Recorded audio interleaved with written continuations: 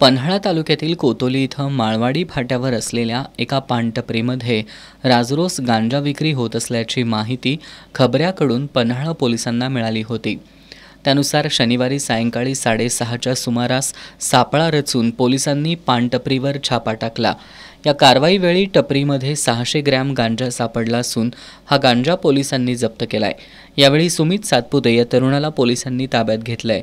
याआधी सुद्धा त्याच्यावर पोलिसांनी कारवाई केली होती, पण तरी सुद्धा त्याच्याकडून कारवाईला न जुमानता गांजा विक्री चालूच होती। यामागं मोठं रॅकेट असण्याची शक्यता व्यक्त होतीये।